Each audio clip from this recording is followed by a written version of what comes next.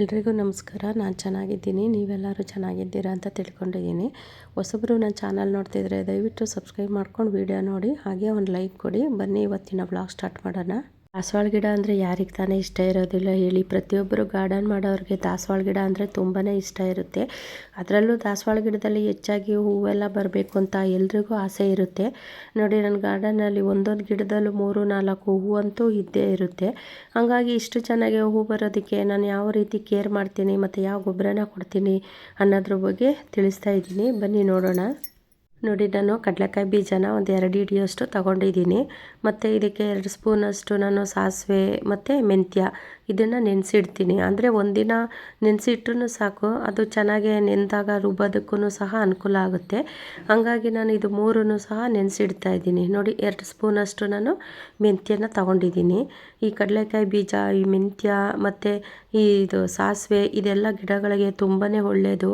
ಅದರಲ್ಲೂ ನಾನು ಹೆಸರು ಕಾಳನ್ನ ತಗೊಂಡಿದ್ದೀನಿ. ಆ ಹೆಸರು ಕಾಳು ನಾನು ಅಡುಗೆಗೆ ಅಂತ ಅಂದ್ಬಿಟ್ಟು ಅದನ್ನು ಮೊಳಕೆ ಬರಿಸಿ ಇಟ್ಟಿದ್ದೆ. ಅದು ಸ್ವಲ್ಪ ಅಡುಗೆಗೆ ಬಳಸ್ಬಿಟ್ಟು ಫ್ರಿಜ್ಜಲ್ಲಿ ಇಟ್ಟಿದ್ದೆ, ಅದೊಂಥರ ಆಗಿದೆ. ಹಂಗಾಗಿ ಅದನ್ನು ಮತ್ತೆ ಅಡುಗೆಗೆ ಬಳಸೋಕ್ಕಾಗೋದಿಲ್ವಲ್ಲ ಅಂದ್ಬಿಟ್ಟು ನಾನು ಅದನ್ನು ಗಿಡಗಳಿಗೂ ಸಹ ಬಳಸ್ತಾ ಇದ್ದೀನಿ. ಇದಕ್ಕೆ ನಾನು 2 ಮುಷ್ಟಿಯಷ್ಟು ಕಡಲೆಕಾಯಿ ಬೀಜ ಮತ್ತು ಒಂದು 2 ಸ್ಪೂನಷ್ಟು ಸಾಸಿವೆ, 2 ಸ್ಪೂನಷ್ಟು ಮೆಂತ್ಯ ಕಾಳನ್ನ ಹಾಕಿ ನೆನೆಸಿಡ್ತಿದ್ದೀನಿ.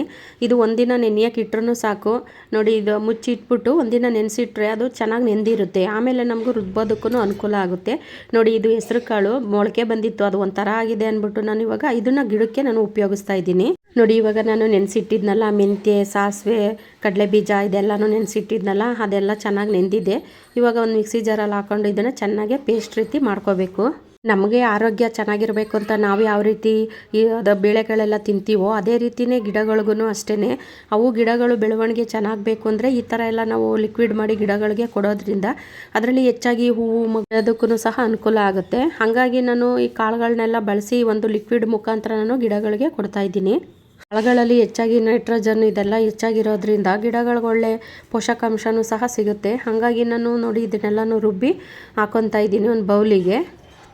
ಕೈ ಬೀಜ ಮತ್ತು ಸಾಸಿವೆ, ಮೆಂತ್ಯ ಇದೆಲ್ಲ ನೆನೆಸಿಟ್ಟಿದ್ವಲ್ಲ ಅದು, ಮತ್ತು ಈ ಹೆಸರು ಕಾಳು ಮೊಳಕೆ ಬಂದಿತ್ತಲ್ಲ ಅದನ್ನು ಸಹ ನಾನು ರುಬ್ಕೊಂಡಿದ್ದೀನಿ. ಅದರಲ್ಲೂ ಈ ಚಳಿಗಾಲದಲ್ಲಂತೂ ನಾವು ಇಂತಹ ಲಿಕ್ವಿಡ್ ಎಲ್ಲ ಕೊಟ್ಟರೆ ಗಿಡಗಳು ಹೆಲ್ದಿಯಾಗೂ ಇರೋದು, ಮತ್ತು ಅದರಲ್ಲಿ ಸ್ವಲ್ಪ ಹೂವಾದ್ರೂ ಸಹ ಬರುತ್ತೆ. ಅದರಲ್ಲೂ ಈ ಚಳಿಗಾಲದಲ್ಲಿ ಹೆಚ್ಚಿಗೆ ಹೂವೆಲ್ಲ ಬಿಡೋದಿಲ್ಲ ದಾಸವಾಳ ಗಿಡದಲ್ಲಿ. ಅದರಲ್ಲೂ ನಾವು ಈ ಥರ ಎಲ್ಲ ಲಿಕ್ವಿಡ್ನ ಕೊಟ್ಟಾಗ್ಲೇ ಅದರಲ್ಲಿ ಸ್ವಲ್ಪನಾದರೂ ಹೂವಾದ್ರೂ ಸಿಗುತ್ತೆ. ಹೊರಗಡೆಯಿಂದ ನೀವು ಲಿಕ್ವಿಡ್ಗಾಗಲಿ ಗೊಬ್ಬರಕ್ಕಾಗಲಿ ದುಡ್ಡು ಕೊಟ್ಟು ತಗೊಬಂದು ಹಾಕೋ ಬದಲು ಮನೆಯಲ್ಲೇ ಇರೋವಂಥದ್ದನ್ನೇ ಉಪಯೋಗಿಸ್ಕೊಂಡು ನಾವು ಗಿಡಗಳಿಗೆ ಈ ಥರ ಗೊಬ್ಬರ ಆಗಲಿ ಲಿಕ್ವಿಡ್ ಆಗಲಿ ರೆಡಿ ಮಾಡಿ ಕೊಡ್ಬೋದು. ಅದರಲ್ಲೂ ₹1 ಖರ್ಚಿಲ್ದೇ ನಾವು ಗಿಡಗಳಿಗೆ ಲಿಕ್ವಿಡ್ ಎಲ್ಲ ರೆಡಿ ಮಾಡ್ಬೋದು. ಈಗ ಮನೆಗಂತೂ ನಾವು ಕಾಳುಗಳೆಲ್ಲ ಮನೆಗೆ ತಂದೇ ಇರ್ತೀವಿ. ಅಡುಗೆ ಮನೇಲಿ ಸಿಗೋದನ್ನೇ ಉಪಯೋಗಿಸ್ಕೊಂಡು ನಾವು ಗಿಡಗಳಿಗೆ ಲಿಕ್ವಿಡ್ ಎಲ್ಲ ಕೊಟ್ಟು ಗಿಡಗಳನ್ನೂ ಸಹ ನಾವು ಚೆನ್ನಾಗೇ ಬೆಳೆಸ್ಬೋದು. ನೋಡಿ, ಇವಾಗ ಅದನ್ನೆಲ್ಲ ನಾನು ರುಬ್ಬಿದ್ದಾಯಿತು. ಇದಕ್ಕೆ ನಾನು 1 ಸ್ಪೂನಷ್ಟು ಕಾಫಿ ಪೌಡ್ರನ್ನ ಹಾಕ್ತಾ ಇದ್ದೀನಿ.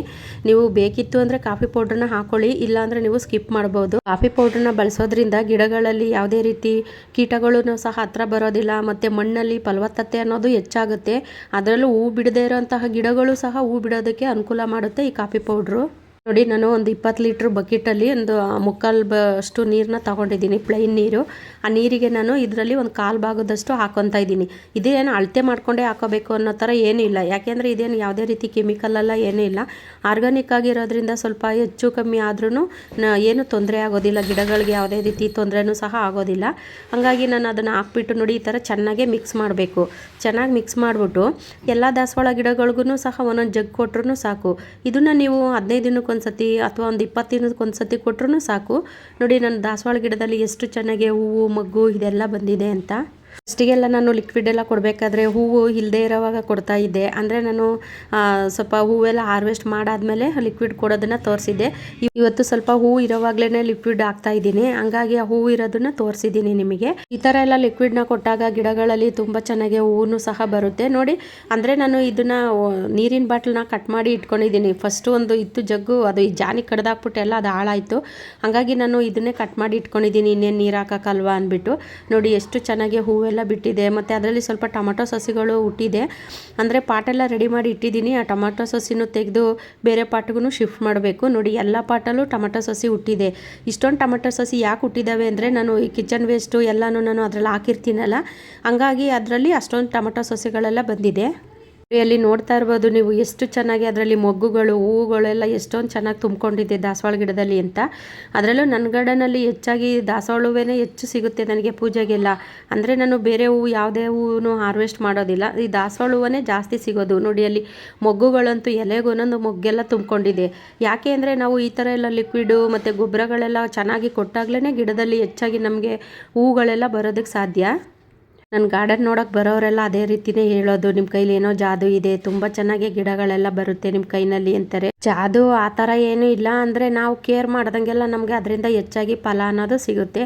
ಯಾವುದೇ ಒಂದು ಗಿಡಗಳಾದರೂ ಅಷ್ಟೇ, ಇವಾಗ ನಾವು ಮಕ್ಕಳನ್ನ ಯಾವ ರೀತಿ ಕೇರ್ ಮಾಡ್ತೀವಿ ನೋಡಿ, ಆ ರೀತಿ ಕೇರ್ ಮಾಡಿದ್ರೆ ನಮಗೆ ಅದರಿಂದ ಹೆಚ್ಚಾಗಿ ಫಲ ಅನ್ನೋದಂತೂ ಸಿಕ್ಕೇ ಸಿಗುತ್ತೆ. ನಾನು ಹೆಚ್ಚಾಗಿ ಗಿಡಗಳನ್ನ ತುಂಬ ಚೆನ್ನಾಗಿ ಕೇರ್ ಮಾಡ್ತೀನಿ. ನಾನು ಒಂದು ಟೈಮ್ ಊಟ ಮಾಡಿಲ್ಲ ಅಂದ್ರೂ ಪರವಾಗಿಲ್ಲ, ನನಗೆ ಗಿಡಗಳು ಹೆಲ್ದಿಯಾಗಿ ಚೆನ್ನಾಗಿರಬೇಕು. ಆ ರೀತಿ ನೋಡೋದ್ರಿಂದನೇ ನನಗೆ ಇಷ್ಟು ಚೆನ್ನಾಗಿ ಹೂವೆಲ್ಲ ಬರುತ್ತೆ ನೋಡಿ. ಅದು ಡಬಲ್ ಪೆಟಲ್ಲು, ಅಂದರೆ ಪಿಂಕು ಮತ್ತು ವೈಟು ಮಿಕ್ಸಲ್ಲಿ ಬರುತ್ತೆ ನೋಡಿ, ಆ ಥರದ್ದು.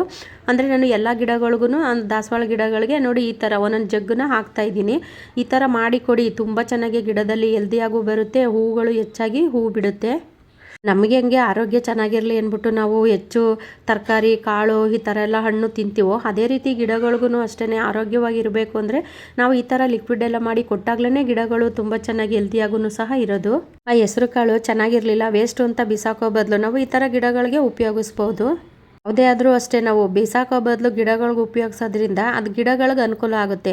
ನಮಗೆ ಬೇಡದೇ ಇರೋದು ಗಿಡಗಳಿಗೆ ಬೇಕಾಗಿರುತ್ತೆ. ಅಡುಗೆ ಮನೆಯಲ್ಲಿ ಸಿಗೋವಂಥ ವಸ್ತುಗಳನ್ನೇ ಬಳಸ್ಕೊಂಡು ನಾವು ಗಿಡಗಳಿಗೆ ಲಿಕ್ವಿಡ್ ಎಲ್ಲ ರೆಡಿ ಮಾಡಿ ಕೊಡ್ಬೋದು. ಅದಕ್ಕೆ ಅಂತ ನಾವು ಎಕ್ಸ್ಟ್ರಾ ದುಡ್ಡೆಲ್ಲ ಖರ್ಚು ಮಾಡಿ ತೊಗೊಂಬರೋ ಅಂಥದ್ದು ಏನೂ ಇರೋದಿಲ್ಲ. ಮನೆಗೆ ಹೆಂಗೂ ನಾವು ದಿನನಿತ್ಯ ಬಳಸೋಕ್ಕೆ ಅಂದ್ಬಿಟ್ಟು ನಾವು ಕಾಳುಗಳು ಸಾಸಿವೆ ಆಗಲಿ ಮತ್ತು ಮೆಂತ್ಯ ಆಗಲಿ ತೊಗೊಂಡು ಬರ್ತೀವಿ. ಅಡುಗೆ ಮನೆಯಲ್ಲಂತೂ ಇದ್ದೇ ಇರುತ್ತೆ. ಅದನ್ನೇ ಉಪಯೋಗಿಸ್ಕೊಂಡು ನಾವು ಗಿಡಗಳಿಗೆ ಈ ಥರ ಎಲ್ಲ ಲಿಕ್ವಿಡ್ ಮಾಡಿನೂ ಸಹ ಕೊಡ್ಬೋದು. ಲಿಕ್ವಿಡ್ ಮಾಡಿನೇ ಯಾಕೆ ಕೊಡಬೇಕು ಅಂತ ಅಂದರೆ, ಈ ಪೌಡ್ರ್ ಮಾಡಿ ಕೊಟ್ಟರೆ ಅದು ಬೇಗ ಅಬ್ಸರ್ವ್ ಮಾಡ್ಕೊಳೋದಿಲ್ಲ ಗಿಡಗಳು. ಲಿಕ್ವಿಡ್ ಮಾಡಿ ಕೊಡ್ತು ಅಂದರೆ ಬೇಗನೆ ಅಬ್ಸರ್ವ್ ಮಾಡ್ಕೊಳ್ಳುತ್ತೆ, ಬೇಗ ರಿಸಲ್ಟೂ ಸಹ ಸಿಗುತ್ತೆ. ಹಾಗಾಗಿ ನಾನು ಇದನ್ನು ಲಿಕ್ವಿಡ್ ಮುಖಾಂತರ ಕೊಡ್ತಾ ಇದ್ದೀನಿ. ಇದು ಅಷ್ಟೇ ನೋಡಿ, ಪಿಂಕ್ದು ಚಿಕ್ಕ ಚಿಕ್ಕದಾಗಿ ಬಿಡುತ್ತೆ ನೋಡಿ ದಾಸವಾಳ ಆ ಗಿಡ. ದಾಸವಾಳ ಗಿಡಗಳನ್ನ ನಾನು ಎಷ್ಟು ಕೇರ್ ಮಾಡಿದ್ದೀನಿ ಅಂದರೆ ನೀವು ನಂಬೋದಿಲ್ಲ. ಅದು ಮಳೆ ಬಂದಾಗ ಮಳೆ ನೀರು ಬೀಳದೇ ಇರೋಂತಹ ಜಾಗದಲ್ಲಿ ಇಡೋದು, ಮತ್ತೆ ಬಿಸಿಲು ಬಂದಾಗ ತೊಗೊಬಂದು ಇಡೋದು, ಈ ಥರ ಮಾಡಿನೇ ನಾನು ದಾಸವಾಳ ಗಿಡಗಳನ್ನೆಲ್ಲ ಬದುಕಿಸ್ಕೊಂಡು ನನ್ನ ಗಾರ್ಡನಲ್ಲಿ ಇಷ್ಟೊಂದು ದಾಸವಾಳ ಗಿಡಗಳಾಗಿರೋದು. ಗಿಡಗಳಿಗೆ ನಾವು ಕಾಫಿ ಪೌಡ್ರನ್ನ ಬಳಸೋದ್ರಿಂದ ಅದು ಒಂದು ರೀತಿ ಮ್ಯಾಜಿಕ್ ರೀತಿಯೂ ಕೆಲಸ ಮಾಡುತ್ತೆ. ಈ ಕಾಫಿ ಪೌಡ್ರು ಹೂವು ಬಿಡದೇ ಇರೋಂತಹ ಗಿಡ ಇರುತ್ತಲ್ಲ, ಅದಕ್ಕೆ ನೀವು ಒಂದು ಗ್ಲಾಸ್ ನೀರು ತೊಗೊಂಡು ಒಂದು ಗ್ಲಾಸ್ ನೀರಿಗೆ ಒಂದು ಸ್ಪೂನಷ್ಟು ಕಾಫಿ ಪೌಡ್ರನ್ನ ಮಿಕ್ಸ್ ಮಾಡಿಬಿಟ್ಟು ನೀವು ಆ ಗಿಡದ ಬುಡಕ್ಕೆ ಉಯಿರಿ. ಆಮೇಲೆ ಬೇಕಿತ್ತು ಅಂದರೆ ನೋಡಿ ನೀವು ಎಷ್ಟು ಚೆನ್ನಾಗಿ ಹೂ ಬರುತ್ತೆ, ಮತ್ತು ಅದರಲ್ಲಿ ಚಿಗುರು ಸಹ ಬರುತ್ತೆ. ಈ ಕಾಫಿ ಪೌಡ್ರಿಗೆ ಅಷ್ಟೊಂದು ಶಕ್ತಿ ಇದೆ. ಪಾಟಲ್ಲಿ ಸ್ಫಟಿಕ ಗಿಡ ಹುಟ್ಟಿದ್ದಾವೆ ನೋಡಿ, ಒಂದು 3-4 ಸ್ಫಟಿಕ ಗಿಡ ಹುಟ್ಟಿದ್ದಾವೆ. ಅಂದರೆ ಇದು ಬ್ಲೂ ಕಲರ್ ಸ್ಫಟಿಕ ಹೂ ಇತ್ತಲ್ಲ ನನ್ನ ಗಾರ್ಡನಲ್ಲಿ, ಅದು ಇವಾಗ ಬೀಜ ಎಲ್ಲ ಹರಡ್ಕೊಂಡಿರುತ್ತಲ್ಲ ಆ ಕಡೆ ಈ ಕಡೆ ಗಾಳಿ ಬೀಸಿದಾಗ ಸಿಡಿದು ಬಿದ್ದಿರುತ್ತಲ್ಲ, ಹಂಗಾಗಿ ಎಲ್ಲ ಪಾಟಲ್ಲೂ ಒಂದು 2 ಸಸಿಗಳು ಬಂದಿದ್ದಾವೆ. ಇನ್ನು ಇವಾಗ ಅದು ಲಿಕ್ವಿಡ್ ಎಲ್ಲ ಹಾಕಾಯಿತು. ಲಾಸ್ಟಿಗೆ ಸ್ವಲ್ಪ ಹೂವೆಲ್ಲ ಹಾರ್ವೆಸ್ಟ್ ಮಾಡ್ತಾ ಇದ್ದೀನಿ ನೋಡಿ. ಮಳ್ಳೆ ಹೂ ಅಂತೂ ಬಿಡ್ತಾನೆ ಇದೆ, ಅದು ವರ್ಷ ಇಡೀ ಹೂ ಬಿಡುತ್ತೆ. ಇದಕ್ಕೆ ಸೀಸನ್ ಅಂತ ಏನೇ ಇಲ್ಲ ಮಳ್ಳೆ ಹೂಗೆ, ಅಂದರೆ ತುಂಬ ಚೆನ್ನಾಗಿ ಮಳ್ಳೆ ಹೂವೆಲ್ಲ ಬರ್ತಿದೆ. ಮತ್ತು ಇದು ಅಷ್ಟೇ ಸೂಜಿ ಮಲ್ಲಿಗೆ. ನೀವು ಇದಕ್ಕೆ ಏನು ಹೇಳ್ತೀರ ಅಂತ ಗೊತ್ತಿಲ್ಲ, ನಾವು ಸೂಜಿ ಮಲ್ಲಿಗೆ ಹೂ ಅಂತೀವಿ. ನಿಮಗೆ ಗೊತ್ತಿದ್ರೆ ಕಮೆಂಟಲ್ಲಿ ತಿಳಿಸಿ. ಸೂಜಿ ಮಲ್ಲಿಗೆ ಹೂವು ಅಷ್ಟೇ ಸುಮ್ಮನೆ ಉದ್ದ ಬೆಳ್ಕೊಂಡೋಗಿದೆ, ಹೂವೆಲ್ಲ ಚೆನ್ನಾಗಿ ಬಿಡ್ತಿದೆ. ಅದು ಟ್ರಿಮ್ ಮಾಡೋಣ ಅಂದ್ಕೊಂಡ್ರೆ ಅದು ಮೊಗ್ಗಿರೋದು ನೋಡಿ ಅದು ಕೈಯೇ ಬರ್ತಾಯಿಲ್ಲ ನನಗೆ ಅದು ಟ್ರಿಮ್ ಮಾಡೋದಕ್ಕೆ. ಹಂಗಾಗಿ ಇವಾಗ ಸ್ವಲ್ಪ ಅದೆಲ್ಲ ಹೂವೆಲ್ಲ ಲಾಸ್ಟಲ್ಲಿ ಹಾರ್ವೆಸ್ಟ್ ಮಾಡ್ತಾಯಿದ್ದೀನಿ ನೋಡಿ. ದಾಸವಾಳ ಮತ್ತು ಮಳ್ಳೆ ಹೂವು, ಮಲ್ಲಿಗೆ ಹೂವು ಇದೆಲ್ಲನೂ ಹಾರ್ವೆಸ್ಟ್ ಮಾಡ್ತಾಯಿದ್ದೀನಿ. ನಾನು ಇಷ್ಟೆಲ್ಲ ಹೂವು ನಾನು ಒಬ್ಬಳೇ ಉಪಯೋಗಿಸೋದಿಲ್ಲ. ನಮ್ಮ ಮನೆಗೆ ಎಷ್ಟು ಬೇಕು ಅಷ್ಟು ಇಟ್ಕೊಂಡು ನಾನು ಬೇರೆಯವ್ರಿಗೂ ಸಹ ಹೂವೆಲ್ಲ ಕೊಡ್ತೀನಿ. ಮತ್ತು ಇವತ್ತು ಸ್ವಲ್ಪ ಟೊಮೊಟೊನೂ ಸಹ ಸಿಗ್ತಾಯಿದೆ. ಸ್ವಲ್ಪ ಟೊಮೊಟೊ ಮತ್ತು ಒಂದೇ ಒಂದು ಬೆಂಡೆಕಾಯಿಯೂ ಸಹ ಬಿಟ್ಟಿತ್ತು, ಅದನ್ನು ಹಾರ್ವೆಸ್ಟ್ ಮಾಡ್ಕೊಂಡಿದ್ದೀನಿ ನೋಡಿ. ಲಾಸ್ಟಲ್ಲಿ ಇಷ್ಟು ಹೂವೆಲ್ಲ ಸಿಕ್ಕಿದೆ ನೋಡಿ. ಈ ಹೂವಕ್ಕೆ ನಾವು ಸೂಜಿ ಮಲ್ಲಿಗೆ ಹೂವು ಅಂತೀವಿ, ನೀವೇನಂತೀರ ಅಂತ ಗೊತ್ತಿಲ್ಲ. ಗೊತ್ತಿದ್ದರೆ ಕಮೆಂಟಲ್ಲಿ ತಿಳಿಸಿ. ವಿಡಿಯೋ ಇಷ್ಟ ಆದರೆ ಬೇರೆಯವ್ರಿಗೂ ಶೇರ್ ಮಾಡಿ, ಹಾಗೆ ಒಂದು ಲೈಕ್ ಮಾಡಿ. ಮುಂದಿನ ವಿಡಿಯೋದಲ್ಲಿ ಸಿಗ್ತೀನಿ. ಎಲ್ರಿಗೂ ಧನ್ಯವಾದಗಳು.